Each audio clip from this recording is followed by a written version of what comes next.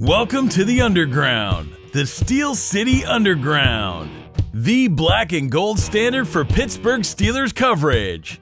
Now, here are your hosts, Joe Kuzma and Brian E. Roach.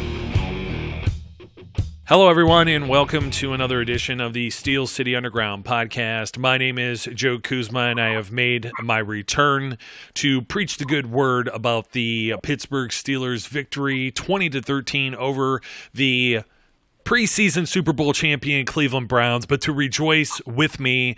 Not only today is it Larry and Curly, but we may also have Mo. I'm not sure which of us is which, but first let me welcome Mr. Brian E. Roach. What's up, Brian?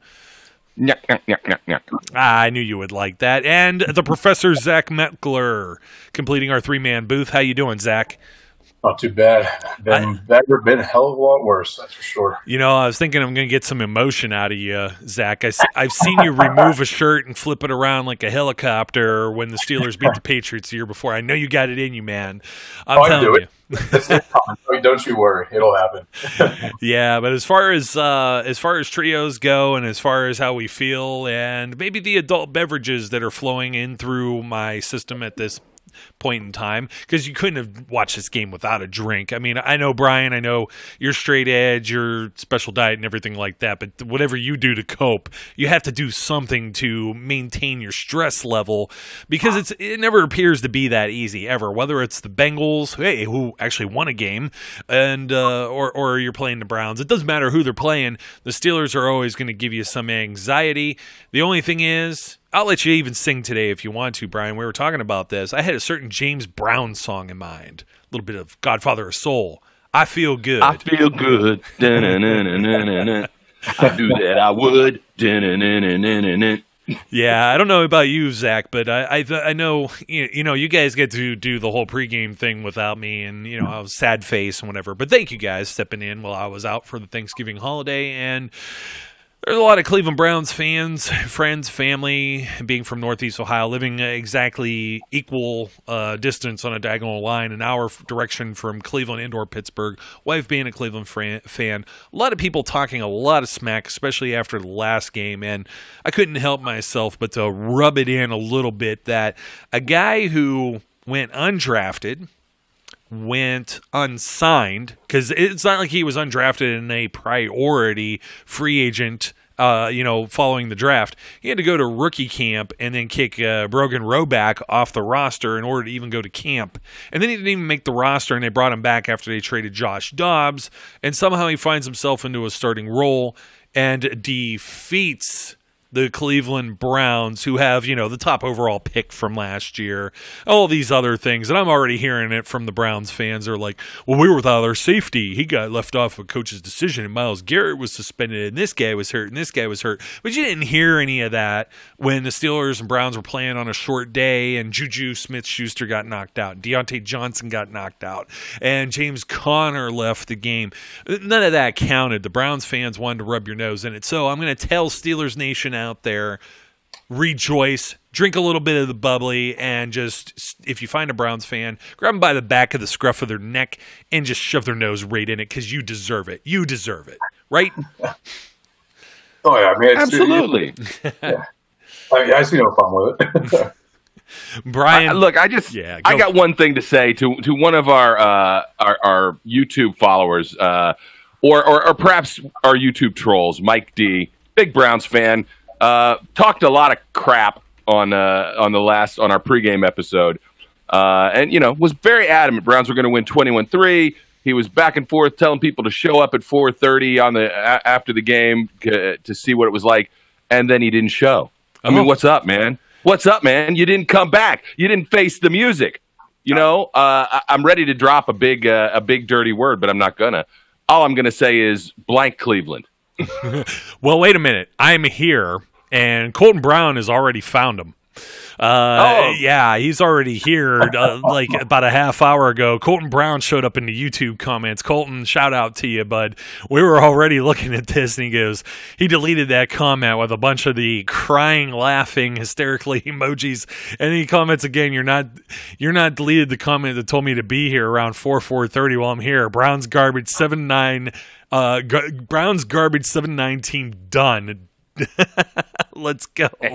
Yeah, so yeah, I mean, what else can you say about it? I mean, you got to feel good about all of this, the victory, the Steelers' record. I mean, there was something that was said in the halftime show for those of you who were watching on TV. I think we all were, the CBS program, the feed, and who was it? Was it Nate Burleson or was it was Boomer Esiason, wasn't it? And he was talking about culture, and he was talking about the Steelers still getting it done, even with this unknown duck-calling champion quarterback who, you know, he struggled at times in this game. It wasn't perfect, but you know what? He got done what he needed to get done. Got bailed out, unlike Mason Rudolph, with some big catches from some of his receivers, notably James Washington. And we're going to go through some of the story of this game. We're going to go through some of the playlist stuff and this and that. But I think the biggest thing overall, the Steelers were down 10-0. I don't think any of us felt really good about this. I don't know. I'm not even sure how confident you guys felt going into this. I thought playing a home game that, you know, the Steelers, they were still 6.5 point underdogs going into this. Wasn't that what we said, Brian? Yeah, or take. Yeah, something like that. I thought it was 2. Was it only 2? I don't know. I thought it was a little more, but I could be wrong. But they were still underdogs, even as a home team.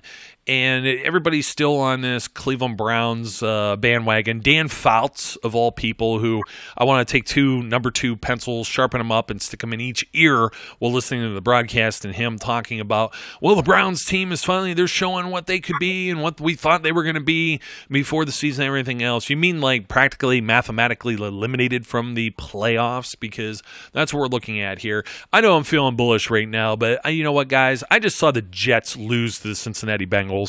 They're still on the schedule. I'm not feeling too bad about that. The Cardinals are a 3-win team as well. You know, they're down, you know, as we're recording this against the Rams team that hasn't been very good. So we'll see how that ends up turning out. We know the Ravens, it was a downpour. We thought there was going to be a lot of rain, 100% chance actually, maybe even mixed with snow or ice or whatever was supposed to be coming to Heinz Field. That skipped over and went to Maryland instead, and they won a slop fest over there in San Francisco off of Justin Tucker's leg. But, I mean, firmly, the Steelers, they have an opportunity here. Really, the big one that's going to be left on the game is the last home game against the Buffalo Bills to maybe secure a postseason or a playoff spot, I should say, secure their wild card spot, maybe even move up. And I feel the Steelers showed a lot today. I'll kick it over to you first, Brian. What did you see that really impressed you with the Steelers today? Well, I'll tell you, to me, there's two things. First of all, Big Bad Bud.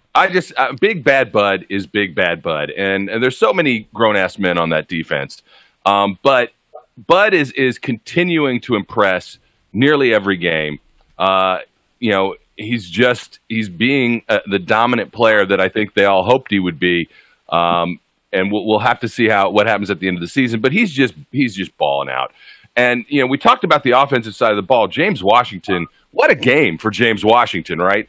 And you mentioned that, you know, the Steelers receivers are bailing out Duck Hodges, and one of the reasons I think that is the case, and Zach and I talked about this in the post or pregame, is Hodges was at least giving them the opportunity to go for the ball, whereas the last few games Mason's just been hesitant to pull that trigger, and Duck, again playing with house money, got nothing to lose, said let's see what happens, and good things happened. You know. It was a less than glorious beginning to the game, but once he hit James Washington over the middle and got a nice big first down, man, he seemed to settle in and trust himself. Was he perfect, as you said? No, made some mistakes, but man, you got to like the moxie that the kid has and the willingness to take a couple chances. It ended up being a quite enjoyable game. The defense continues to be the reason this team is going to win. But as Mike Tomlin said in the post game with a big smile, he didn't kill us. No, almost though. He almost, for everyone that was anti-Rudolph, that was a really bad pick. I don't know if it was his or Deontay Johnson's fault, but he makes such decisions with the ball so quick that he was going there regardless of what Deontay Johnson did, and that could also hurt you too. Zach, what stood out to you today? My professor friend? Yeah, I mean, from what Ryan and I talked about in the pregame podcast, I think you look at the defense in the first Browns game. They didn't force any turnovers. They got barely any heat on Baker Mayfield in that offense. You saw Baker extending plays and kind of making things happen with his feet. I thought that was going to be a big part of what was going to allow them to have success this week, because the Browns kind of controlled that game. They were up 14-7 last time, and you never really felt that even though it was a one-score game, the Steelers really had a chance because of the lack of pressure and turnovers they were forcing. But, I mean, they come out today, they're forcing turnovers, they're getting after Baker Mayfield, bringing him to the ground, and they're getting out ahead on a lead, whether it was a tie game 10-10 or getting out to that big lead that kind of helped them seal the game.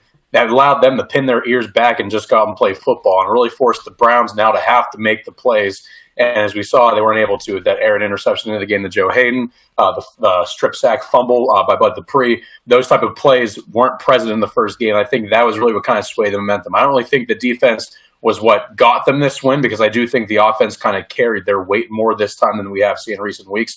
So I think it was more of a joint effort, but those big plays by the defense, I think, are what kind of made this game go in favor of Pittsburgh as compared to what we saw in recent weeks, because we've now seen what happens when the defense doesn't make those plays. It's not always pretty, but luckily it was a pretty picture today, that's for sure, by the end of the game.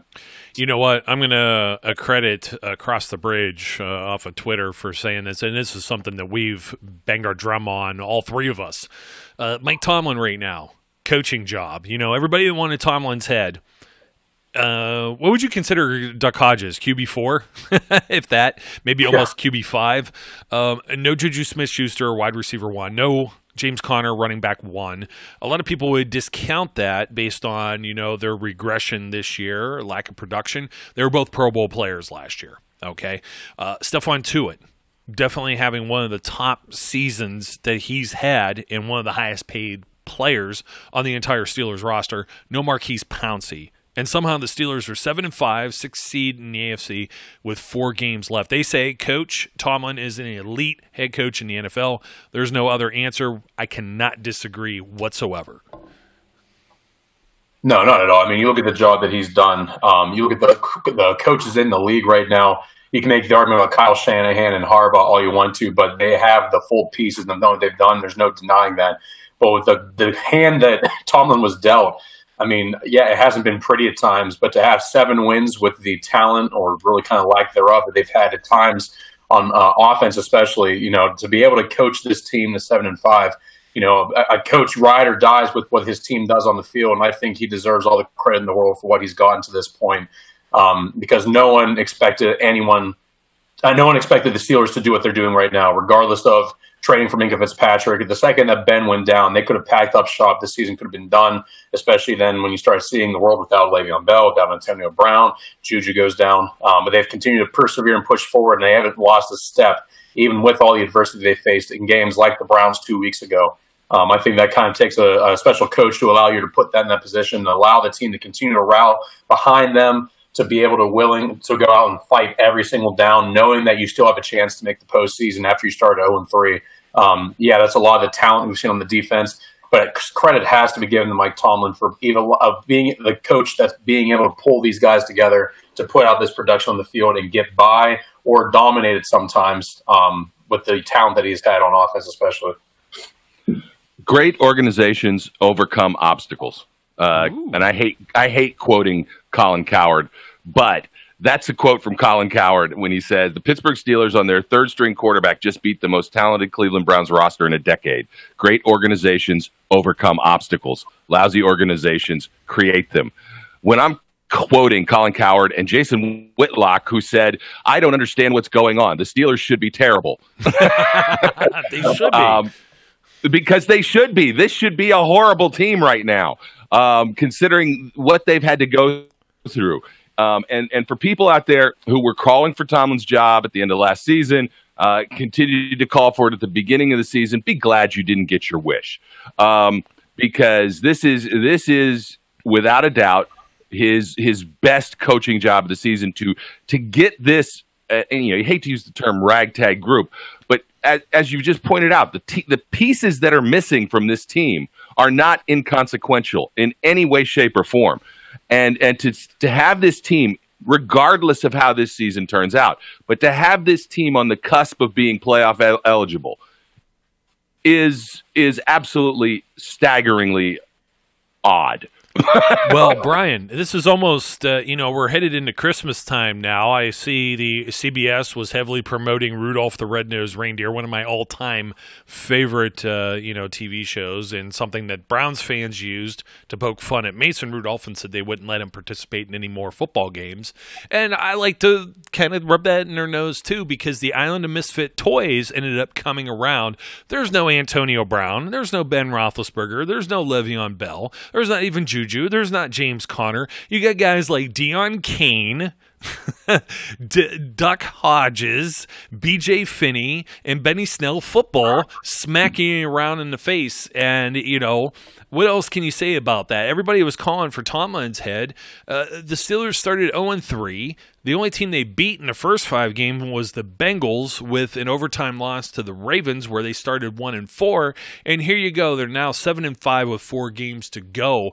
Can you imagine if this team ends up 11-5? I mean, I still think it's unlikely because they got to go into Baltimore at least for the last game of the season.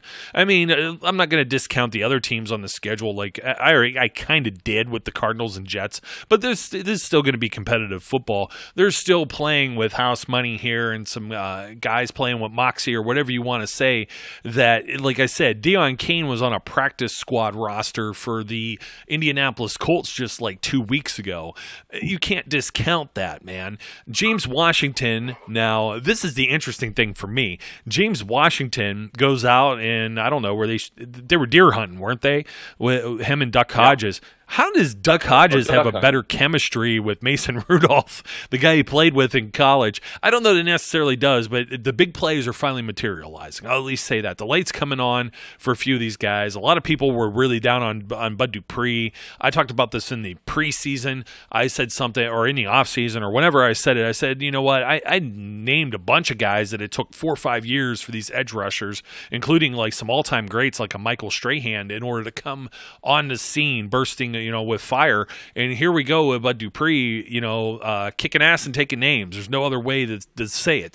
Grown-ass man performances today. And you know what? He was probably like a missed tackle or two from an elusive Baker Mayfield from having even more, as they brought him down 5 times, which I thought they would bring him down a lot more. Full week of preparation, playing at home, et cetera, et cetera. I'm going to go through some other things here within the game, but I mean, I'm going to kick this one over with Zach, because I know, Zach, me and you sat there during camp for several of these sessions, and we thought James Washington was going to be this huge playmaker for the Steelers this year. Finally, now, everything we said doesn't sound like we were taking crazy pills, and everyone else can see what we were talking about during the offseason. Yeah, I mean, we saw last year during training camp, the same exact thing. We saw a guy where it's like, well, this makes sense why he was the second-round pick for the Steelers going into this year. I mean, he did everything that was asked of him. But then you got into the regular season, and it seemed like that confidence kind of started to shatter a little bit. And then we started to see signs of life towards the end of last season. We made a couple crucial catches towards the tail end of the year. Then it came into the offseason. He lost the weight. He reformed his body. I mean, he jumps off the page. His hands are the size of dinner plates. The guy just has the traits that you want. He's a deceptive route runner. And then he started the season off. He was kind of slow those first couple of weeks. He had a decent game against the Patriots with that one large chunk. But then since the Ravens game, beginning of October, I mean, he has been on an absolute tear, finally getting his first 100-yard game, seeing the stats and production he is. I mean, right now, he's averaging, I think after, I tweeted out at halftime the stats, but that stat increased even more after that 44-yard game. He's averaging 19.2 yards per catches, which is good enough to be top 5 in the NFL right now. He's turning in to that deep threat that the Steelers have been needing. He's making these difficult acrobatic catches that we saw him do at camp on one-on-one drills. We saw him do it at Oklahoma State. He's finally starting to turn into that number 2 deep threat. And right now, truth be told, really the number 1. I think he's been easily the most impressive Steelers receiver to date so far, and that's including Juju.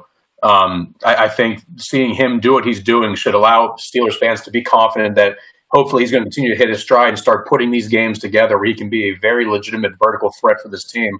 And since you have a quarterback like Devin Hodges, that has the opportunity to go and I'm not pretending I didn't say Buck Hodges there. We continue to air it out a little bit further. I think that's going to help Washington get to that point where he needs to be. I'm excited to see him doing this because it seemed like it might have been a little bit longer. But fans also need to realize that players don't always get that Juju treatment right out of the gate, where they come into the NFL, they blow the doors off, and they set the world on fire and become a media favorite nationally. Washington is starting to get that a level. I mean, he's the Steelers' leading receiver right now, and I think he's going to continue down this path, hopefully, and turn into the receiver that they wanted him to be last year. Hey, Brian, we have to go. To the I told you so department, but before we do, Mark Cabulli was reporting that Mike Tomlin entered the Steelers' locker room doing some Ric Flair wooing, which is usually reserved for the Pirates, I guess, the woos. But I know you're not the big pro wrestling guy, but there is a Ric Flair quote I got to throw out for. There's a portion of the fans who listen to the show that like when I do this, and it's to be the man, you got to beat the man. And quite frankly, the Cleveland Browns are not the man. Freddie Kitchens wore a Pittsburgh Started It t-shirt. Did we all see this? And, he was quoted after with this. I'd wear it again. It isn't smart, but I kind of feel bad, Dave Damashek said something about him. He says he feels bad for the guy. He says, as I've said since January, the idea a locker room with that collection of egos was going to be managed by a guy in caps who'd never been a head coach at any level was a recipe for disappointment. This sounds like somebody else we know that may have said some of these things multiple times and caught a lot of flack about it. And I'm beating my chest here like Tarzan, because even if the Steelers lose the next 4 games and the Browns end up with a better record, I get to gloat about this until they meet each other again in a regular season game.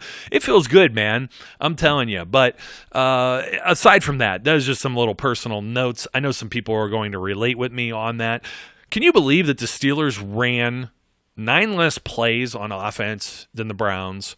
They got beat 32 minutes and 6 seconds to 27 and 54 seconds. 27 minutes, 54 seconds. So roughly about 4 minutes and change more time of possession to the Cleveland Browns. Cleveland Browns run 9 more plays. And that Cleveland Browns offense netted a 1.6 yard per play less than the Steelers did. They were in the net yardage much less, 323 to 279 to the Pittsburgh Steelers. So they gained 44 less yards. Do I need to say again that this guy was a Cinderella story? And by the way, it wasn't deer hunting. He was duck hunting. And they went and did the duck hunting because they did it the week before too. So I stand corrected. But as we go through this game, I mean, the first quarter was kind of if it was German, I don't know. I don't want to swear in German either, but we all know it stunk. It smelled like crap. They gave up a field goal. They did force one punt, and then it was a touchdown. They were down 10-0. And then I think the big punt and the turnover on downs, obviously, I mean, that was Garrett Gilbert just kind of flinging things around.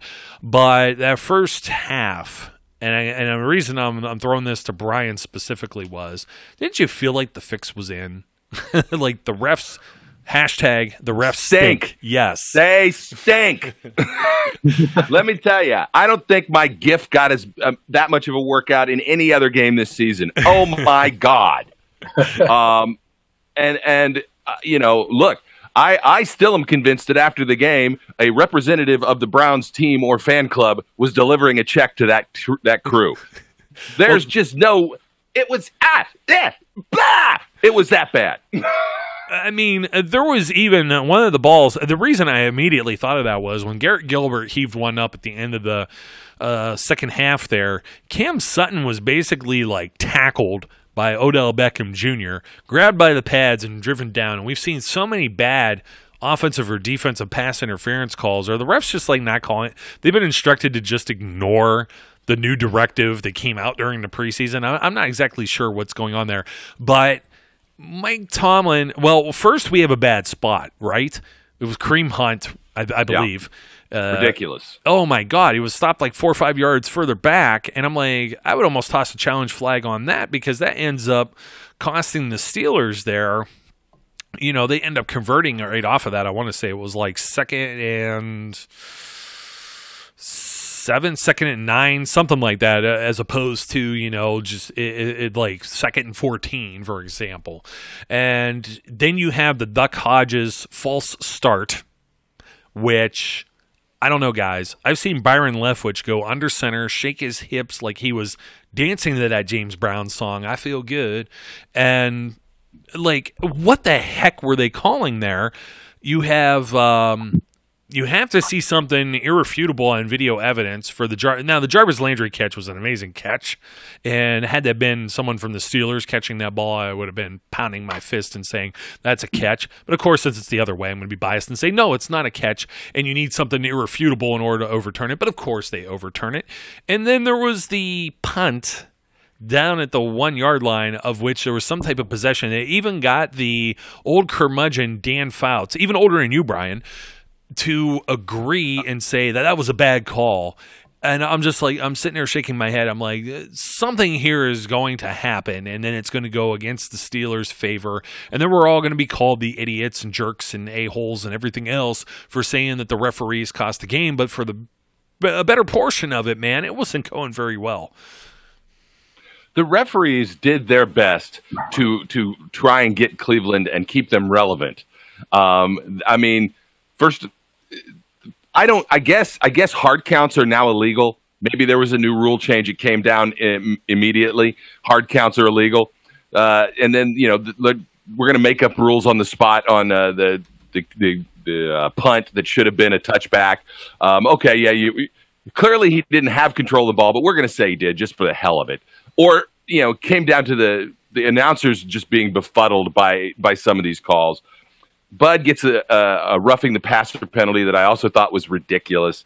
TJ is being held literally every play. I mean, I've talked about this for 3 games. He's getting the James Harrison treatment. Apparently, the refs just think he's too good, and so the other team should be allowed to cheat a little bit because he's being held consistently around the throat and neck by an arm, and it never gets called. Oh. But it drives me out of my mind. I've now got 2 bad call bricks because I ripped my bad call brick in half on the false start, or not the false start, the whatever that Duck Hodges false start was, because there's no excuse. Yeah, not a false start. There's no excuse for them to be this bad, and to not understand the rule book any better than they do. It just drives me crazy. And talking about pass interference, because you talked about Odell Beckham dragging Sutton down, which was very clear to me. You could see it easily. There's no way you can challenge it because clearly they're never going to overturn anything. And then, while I didn't think there was enough evidence to overturn that the catch by Jarvis Landry, it was close enough that had it been called on the field as a completion, I would have said they can't overturn it. Correct. But it's the same way the other way around. If it's called an incompletion, there's not enough evidence there to overturn it. You cannot conclusively see whether his toe is down when he has control of that ball. But be that as it may, the refs were foiled. The bad guys in the black and white stripes did not succeed in gifting this game to the Browns. So, you know what? Blank the refs, blank the Browns, blank Cleveland. I don't care. Yeah, well, blank. By blank, Brian means he wants to say some of the sailor or trucker language that we use in the back rooms. Yes, exactly. We can't say that. I know Zach may not be young years now. He just had a birthday yesterday. Happy birthday, Zach. Thank you very much. Yeah, I think you're old enough to rent a car without without extra penalty now. Yeah, so yeah, you go on rent a car, and go on a cruise by myself. It's all downhill from here, so it's all good. Speaking of downhill, man, how much worse would you feel if you were a team such as, I don't know, the Carolina Panthers? Now, I understand they lost Cam Newton, but that was their biggest loss. Or you were the Jets, who spent all this money on free agents and drafted a top guy. Or who else can we throw out there, throw under the bus? I mean, the Colts were a playoff team last year. LA Chargers, who are on Tyrod Taylor watch. Who else can we throw under the bus? Dallas Cowboys? Let's just throw anybody in the NFC East while we're at it. Philadelphia Eagles. Oh, yeah. I mean, Mike Tomlin being able to do this is just incredible. And I know we were saying, temper expectations with the Duck. He got some, nice, long, deep passes. I know the Browns fans were already making up some excuses. Well, we lost some guys in the secondary. Well, you had Denzel Ward holding people's arms pinned behind their back, and they were still making great plays. So at least you had that going. And that happened to at least James Washington at least twice. I know Deontay Johnson was looking for one at some point. I mean, there's only so much the refs are, the refs are under the gun too. They're trying to not like make calls that are necessarily like, oh, well, hey, we decided the outcome of this game. But, I know somebody's going to jump in there and be like, well, the Steelers beat this team or this team and this and that. And, there's going to be the excuses. Hey, a win is a win is a win, and a loss is a loss is a loss. I really wish some of those games earlier in the year would have been even more different, because it would be really great to be like 8-4 or 9-3 at this point too, with some of the close victories. But the fact of the matter is that they're closing out these victories now, and I mean, and most people are going to overlook Mike Tomlin. They're probably going to be talking about John Harbaugh or whatever for what the Ravens are doing, which nobody really expected them to be 10-2 and just walloping everybody for the most part. And, it sucks that they're in the same division, because, if the Steelers are in like the AFC South or the AFC West, even with the Chiefs, they're in the thick of maybe winning the division. You know what I mean? Instead, they're behind a 10-2 Baltimore Ravens team, and it kind of sucks that the Buffalo Bills are having like a pretty phenomenal year too. So, just on the outlook here, what did the Steelers take from this game? Because we're talking about things like, we mentioned Deion Kane, we mentioned James Washington breakout game. Deontay Johnson didn't do a whole heck of a lot, but this team gets Pouncey back. We might expect them to get Juju or James Conner back. It should be the sky's the limit, right? I mean, that's what we're looking at. I believe that they should be able to build upon this, and maybe perhaps improve. If the offense could score points, we know the defense is legit. Yeah, I think the thing that stood out to me the most, I never even realized it until earlier on the day, that this was the first game in 5 games that the Steelers had scored more than one offensive touchdown. It didn't seem like that because they've been winning games, and you really realize how much they've been depending on the defense to really do the scoring, or Chris Boswell's leg to be as consistent as it has been. But I think we get Juju back in the mix there. The difference with him coming back now to this current offense, you have guys like James Washington, Deontay Johnson, who have been producing. They weren't producing at a higher level before, which was really putting a lot more pressure on the Juju to be able to produce anything, which he wasn't. Having him come back, I mean, he will reinsert himself as the number one receiver, because as good as James Washington has been, Juju is still the number one. But defense are going to have to start respecting it a little bit more, in my mind, because we've seen enough consistent production over the last 6 weeks or so from James Washington to make him really kind of warrant, maybe we should be looking him over the top, because he's blowing the top off these defenses and making these combative catches. Deontay Johnson's proving himself to be a very effective route runner, strong hands, do good in the open field. So I think when Juju comes back, that should only help elevate the pass offense. Because before it was him and a bunch of unproven guys. And while they're still unproven in the grand scheme of the entire offense, you have to start respecting them a little bit, because they've been producing to some level. I think the emergence of Benny Snell has certainly helped as well, and I think having him and Connor in the same backfield once they come back can really start to wear down. I think it was Eric that tweeted out there that Benny Snell was built for fourth quarter football, because he really is. I mean, when you get in a lead like that, you don't want to tackle a 5'10", really a 5'8", 220-pound running back over and over and over again, and you start getting worn down no matter how good your defense is. You put him with James Conner, who want to run through you, not around you. That could really bode well for the Steelers, and hopefully trying to find more of an identity, which I think they have an opportunity to do more of under Duck than they've done under Mason Rudolph, finding that identity as a power run offense that can hopefully blow the top off of the defense when given the opportunity to do so. I wanted to go ahead, Brian. I'm going to say, because I was going to say I wanted to backpedal on some comments about the Duck, but you can go ahead first. Just my 2 cents on this. I think the Juju coming back, if and when he does come back. I know he practiced limited, I think, at one point in the week, but I don't know how close he is with the knee, and we haven't heard a lot of really in-depth analysis of what that knee injury is. But, assuming they get Juju back, and assuming that James Conner can come back and stay healthy, yes, I don't want to say the sky's the limit. I think that's going a little too far when you're dealing with who you've got at quarterback. Not that Duck Hodges has done anything, but do exactly what they needed.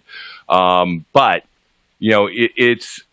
they certainly should be more productive than they have been, and it will greatly depend on how creative the coaching staff can continue to be to put these guys in the best position to succeed, and then they have got to execute those plays. I think this is fantastic developmental learning time for them to have all these young guys getting what are essentially completely impactful playing time.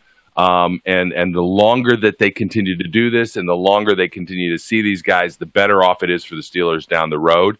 But I've ridden this since Game 3, and I'm going to keep saying it. How far they go is dependent on how well the defense plays. Yep. And if the defense continues to ball out the way they have, if they continue to get turnovers, if they continue to limit teams to under 20 points, this team has a chance to win every game.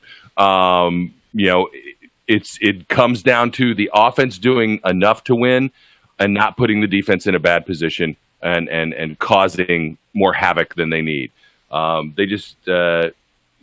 The defense can be that good, and with the way they're continuing to play, it's still curtain time, man. Well, I mean, that's no different than they still need a game manager. They still need like a Trent Dilfer, right? I mean, somebody's got to be able to make a play here or there. And sure. If Duck can at least do that, I mean, that's where I'm coming back from. Was the pick that was thrown that's showing it could be bad. And the first two drives were showing it could be bad. And then they started to get some of it together, as Zach was saying, getting Benny Snell, getting him in gear too. That that's game script too. And I thought that the Cleveland Browns maybe had a better game plan to at least start the game. And then for everybody that says the Steelers coaches and whatnot can't make adjustments, I was just reading something here. This was from I don't have her full name here. Diana from ESPN. Come on, bring it up. Of course, it doesn't say. But anyways, she was back in the locker room and got a comment anonymously. Spoke to several Steelers players, I guess, about Mike Tomlin. Said players on defense pointed to adjustments made at half. They said he straight up went high school football coach and drew up how they were going to defend Cleveland. End quote. Since the Browns were showing a different look, quote, he saved the game. And I think that's a pretty profound comment there, because you have a number of talented guys there. There were things that were going on in the game, particularly like using tight ends, that had been pretty good for the Steelers. The Steelers have been decent against that, but that had always been their Achilles heel before. They were running the football pretty well in the first half, and the Steelers made all of these adjustments, not only on defense, but also on offense. I think we really saw it near the end of the first half, because what ends up happening is that you have this drive, with about 2 minutes left to go. Okay, the Steelers had gotten a field goal, but the defense had forced this 3-and-out right at the 2-minute warning, and it gave Duck Hodges 1 minute and 48 seconds, and I think a pair or maybe all 3 timeouts for Pittsburgh to just they let go. They got rid of the shackles on him and let him sling the ball around the field. And then all of a sudden, that's where you're seeing, there was a big play to Tevin Jones, of all people. Now, I joked about this last week. That was pretty bad, but I said I thought there was somebody wearing a Tevin Jones jersey in the crowd in Cincinnati, and it was Tevin Jones. No, that was just Tevin Jones, because we were sitting close to the benches because there was nobody there. But anyway, it was just, there was that big play to James Washington, and they were letting him uncork the ball. And I know a lot of people are going to think, oh, well, all the big plays, that's going to make Duck look better, because at least for this game they were executed. There was always criticism on Ben, too, when he didn't execute versus when he did execute. We could all go back to the 1 year with connecting with Sammy Coates for 5 straight games and whatnot, connecting on touchdowns and everything. But they tied that game at the end of the half, and I think they saw that they had something there. And as far as the game plans that you have, let's talk to people about this, Zach. when you go into a football game, you have a game plan, but I mean, you're pretty much up to an X amount of plays that you're like, well, we're going to run this, we're going to do this, we're going to do this. You're kind of testing the defense to see what they're going to give you, at least on the offensive side, or conversely, defense versus offense. And then all of a sudden, you know what? You got to start coming up with stuff in the dirt. It's not like you could script the entire game. You have a few things that you saw on film. You're going to see what's going to work. You're going to try and take advantage of, let's say, inexperienced or rookie players. I don't think that people necessarily understand that when we say two halves of football, it really means two halves of football. Yeah, I mean, every coach does their own different thing. I know some coaches will go and have a 5-play script to start the game. Some will do 10. You have some coaches that will even do 20, and no matter what, they will not break it. Some coaches will go and they'll have a 10-play script, and the first 2 plays go for negative 10 yards, and they're like, well, we're throwing this out, and we're just going to play football now, to try to get a feel for what the other team does. And I think the Steelers' slow starts, I've always attributed to that, because very seldom do we see them come out just, bat swinging, coming out there, go out and try to put on these huge drives right off the bat. I think that's why you see a lot of these 0-3s, especially like the run pass that we've seen so often this season early on in games. And, we saw it again today. I think you're trying to get a feel for what the defense is giving you, especially whenever you're going out. And last game you played against the Browns, you had Mason Rudolph. Now you have Doug Hodges. The Browns are going to adjust to that. So you have to make that kind of that change. And I think as you start getting into a groove and you start getting more comfortable, and you have a guy like Doug Hodges who starts getting more confident in making those passes, starts taking advantage of the defense and what they're giving him, you're going to start seeing more confidence from everybody there, and that's when you start seeing the confidence grow, the vibes start hitting in, and you start getting into that rut where you're going to go and keep pounding forward on the rock. And I think realistically, the second half adjustments only just continue to into that factor, and that's why the Steelers kind of took over the game in the second half on both sides of the ball. So it's a thing that you don't always realize unless you see it or understand that, but it is a big part of football when it comes to game planning, because you go in expecting one thing, you don't always get what you expect, as teams are also game planning against you. It's not just you going against air, so it's something to always keep in mind when you're looking at these games in a vacuum. Yeah, exactly. In a vacuum is very good because, even down 10-0, I'm like, well, they could be in trouble. But I'm also thinking, okay, if they can get something here, or at least get points before half. I knew they were – one thing that I'm always a big fan of, I come from the school of football that I like to defer. And when they get the ball for the second half, especially at home, because half the people are still in a restroom line or a concession line, there's not crowd noise if the visitor happens to have the football, which is why I think every team likes to not be the one to start off first in offense.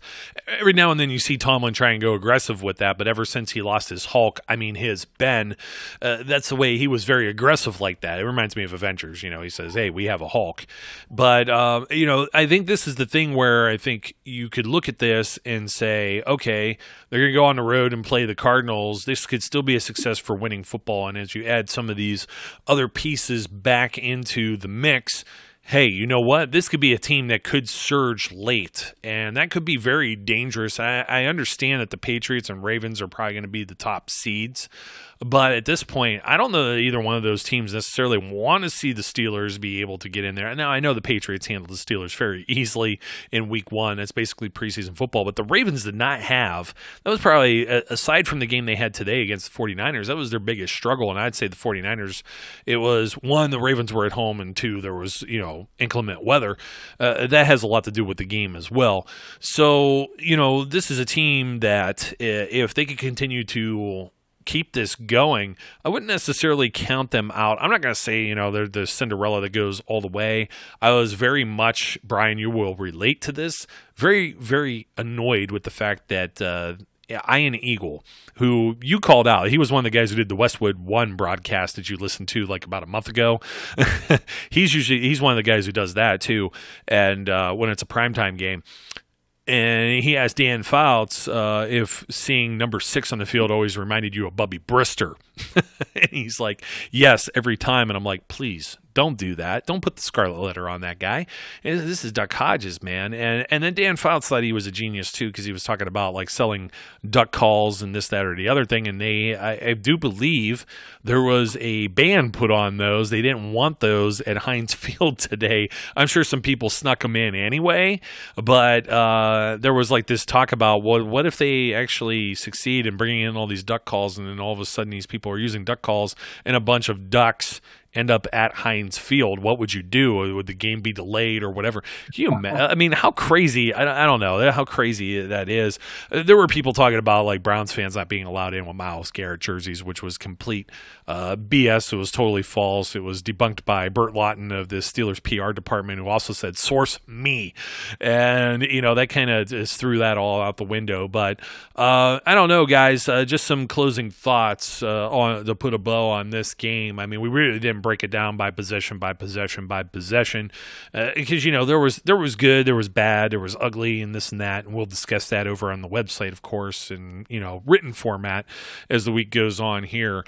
But as I digest my turkey and I think about my top guys, doing whatever from this game, one guy that stood out to me today a lot was Devin Bush. If I got to see all the snap counts, which we don't have yet, I would surmise that he played a lot more than he had been playing in previous games. I'd like to see Vince Williams maybe a little more. I was trying to keep an eye on that with his, share with Mark Barron, things of that nature. But, TJ Watt always shows up to play. Grown-ass man for sure. Cam Hayward always showing up to play. Grown-ass man for sure. But Dupree is starting to become that guy as well. Big plays all the time. And, hey, you know what? We talked about James Washington being a grown-ass man, but let's give a little bit to Joe Hayden for a little bit of a Cleveland revenge game, since this is the guy they discarded and all the Browns fans were scoffing and talking about how garbage or much of a bum that he was and always hurt and everything like that. And he gets to put the nail in the coffin for this game. I think absolutely Joe Hayden gets a big GAM award there as a grown-ass man for coming up with that pick. It's got to mean a lot to him. Cam Hayward is just the OG, man. He's always a grown-ass man. He just is. He's having an absolutely sensational season. I gave you Bud Dupree. TJ Watt is game in and game out. You talked about Devin Bush. Ended up leading them in tackles, in this game, which he has done several times. He still gets a little lost in coverage, so I'm not giving him a GAM award, but it's nice to see him continuing to play and maybe even make a bit of a rebound from having some downtime where you didn't hear his name. Just a heck of a game all around. It was nice to see Kareth White get a kick return twice that was past the 30. I know. I mean, I thought the world was going to end.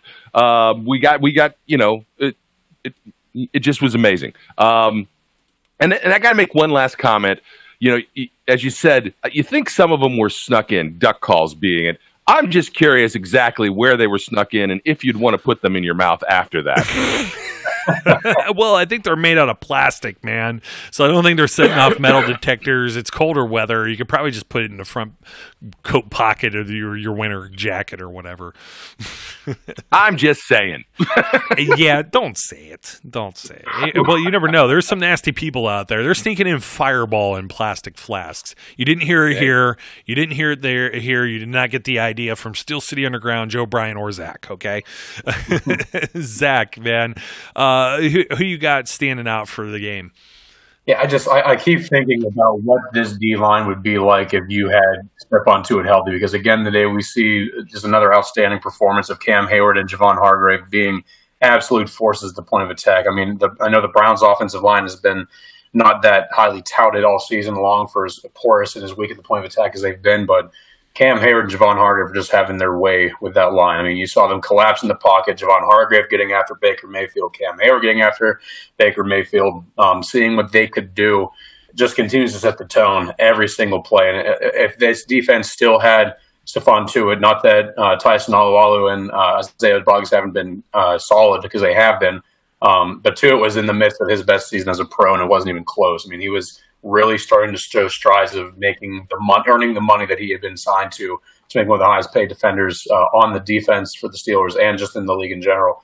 So I have to give love to the D linemen there, because I thought without them getting that pressure, you don't see some of the sacks we saw from Bud today. You don't see some of the pressure you got from TJ Watt. Not that they wouldn't have got it, because they were just beating off the edge the entire game, but they were making it very uncomfortable for Baker Mayfield to be able to have a clean pocket to stand back there.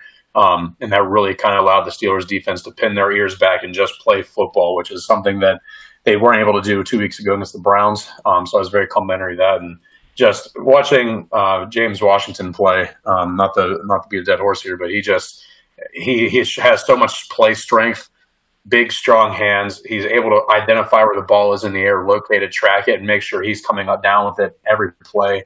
I keep thinking about what next year to potentially have in store with a healthy Ben if he doesn't regress at all with his elbow injury, and then Juju, Deontay Johnson, and James Washington. I mean, that's a very solid receiving core, in my opinion, moving forward if they all continue to develop the way we've seen them. But watching him go out there and finally seeing what he's been doing from the grown-ass man's stiff arm he had last week to just being able to manhandle some of these balls away. I mean, that one touchdown, the guy was getting ripped to the ground around the neck on a pass interference, and he still managed to have the focus and just the strength to bring in that ball and not allow to touch the ground, coming for the touchdown. I mean, that's stuff that top-tier receivers are made of. I'm not saying Washington is a top-tier receiver yet, but his ceiling certainly is a very solid starter in this league.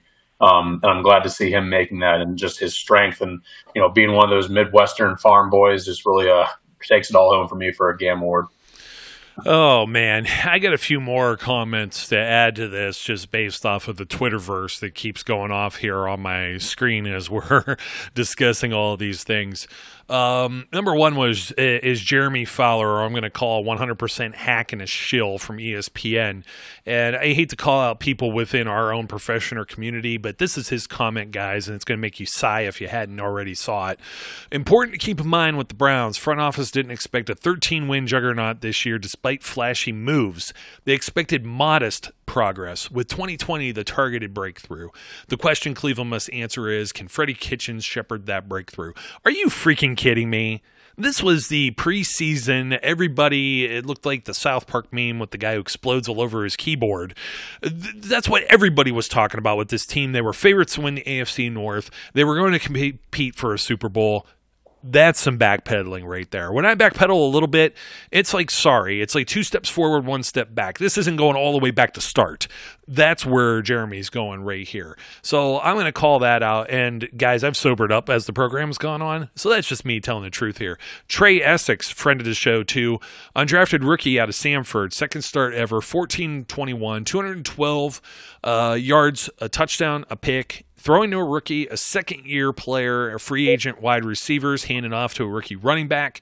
Number 1 overall out of Oklahoma, Heisman Trophy winner, 25th start, 18-32, 196 yards, a TD, a pick, throwing to Jarvis Landry, Odell Beckham, and handing off to Nick Chubb and Kareem Hunt. Hashtag, I'm just saying, that is a thing of beauty as well to throw out there. Charlie Batch is also muttering that this game with the Buffalo Bills that's at Heinz Field could get flexed to prime time, and we're going to know that in about a day or two if it does. There's a lot of chatter about that since these are the 2 wild card teams matching up. So, guys, any other closing thoughts? I'll kick it to you first, Brian. I'm coughing. I got a hack, and I'm muting and trying to be kind to our listeners, and I forget that I've done it because I'm old. Okay, let me just finish what I was trying to say to nobody. What's left on the schedule is they play 3 top 10 defenses. The Jets, the Bills, and the Ravens, all 3 have top 10 defenses. Arizona, number 31. They play, on the other hand, only 1 top 10 offense. That's the Ravens, who currently are the number 1 overall offense. But Arizona is 20, the Jets are 31, the Bills are 17. Every game is going to be this way. But they've shown the grit that they can find ways to win, and I just think we are looking at a season that's going to be much more successful than we anticipated when everything kind of fell apart.